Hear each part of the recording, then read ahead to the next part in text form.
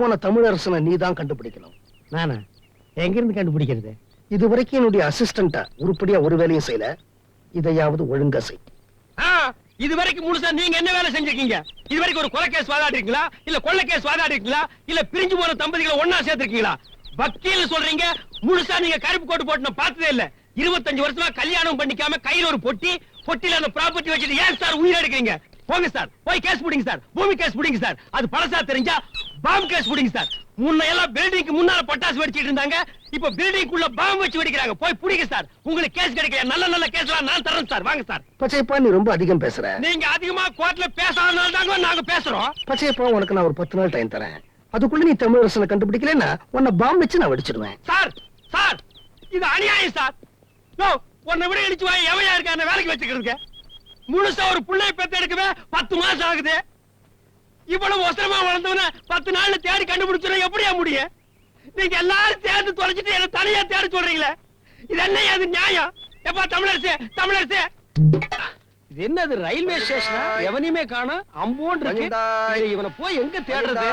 டேய் பஞ்சோ, என்ன ஆற்றத நிறுத்துறா. ஆமா, நீ இந்த ஊரா? ஆமா. இங்க ஏர்போர்ட் எங்க இருக்கு? என்னது ஏர்போர்ட்டா? அறிவு இருக்கா உனக்கு?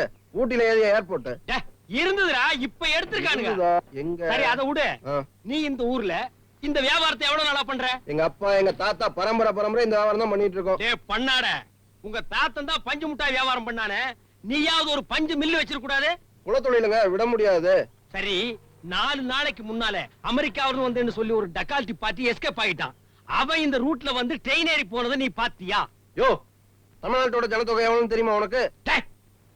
நாம் இருவர் நமக்கு இருவர்னு சொன்னாங்க, அப்புறம் நாம் இருவர் நமக்கு ஒருவர்னு சொன்னாங்க, அப்புறம் குடும்பத்துக்கு ஒருவர்னு சொல்லுவாங்க, அப்புறம் வீட்டுக்கு ஒருவர்னு சொல்லுவாங்க, அப்புறம் வட்டத்துக்கு ஒருவர்னு சொல்லுவாங்க, அப்புறம் தெருவுக்கு ஒருவர்னு சொல்லுவாங்க, அப்புறம் ஏரியாவுக்கு ஒருவர்னு சொல்லுவாங்க, அப்புறம் ஊருக்கு ஒருவர்னு சொல்லுவாங்க, கடைசியா நாட்டுக்கு ஒருவர்னு சொல்ற நிலைமைக்கு கொண்டு வந்து விட்டுறாதீங்கடா. ஜனத்தொகையை பத்தி நான் ஏன்டா தெரிஞ்சுக்கணும்? ஜனங்களா பார்த்து தெரிஞ்சுக்கிட்டா. திருடனாய் பார்த்து திருந்தா விட்டால் திருட்டை ஒழிக்க முடியாதுன்னு அவையார் சொல்லல? ஏன்டா கூட்டிக்கிற? நான் உன்னை என்ன கேட்டேன்? 4 நாளைக்கு முன்னால ஒருத்தன் இப்படிக்கா போனானா அவனை நீ பாத்தியான்னு தானே கேட்டேன். அதுக்கு நீ எனக்கு என்ன சொல்லணும்? பார்த்தேன், பார்க்கல, போனா போகல, இதத்தான சொல்லணும். அதை விட்டுட்டு இவ்வளவு நேரம் ஊர்க்கதையை பேசி வேஸ்ட் பண்ணிட்டேடா. அந்த பேமானி வக்கீல் எனக்கு 10 நாள் தாண்டா டைம் கொடுத்திருக்கான். நீ ஒருத்தனே 1 மணி நேரம் பேசி என்ன வேஸ்ட் பண்ணிருக்க. இப்படி ஆளாளுக்கு வேஸ்ட் பண்ணீங்கன்னா அவனை நான் எப்படா கண்டுபிடிக்கிறது? தாத்தா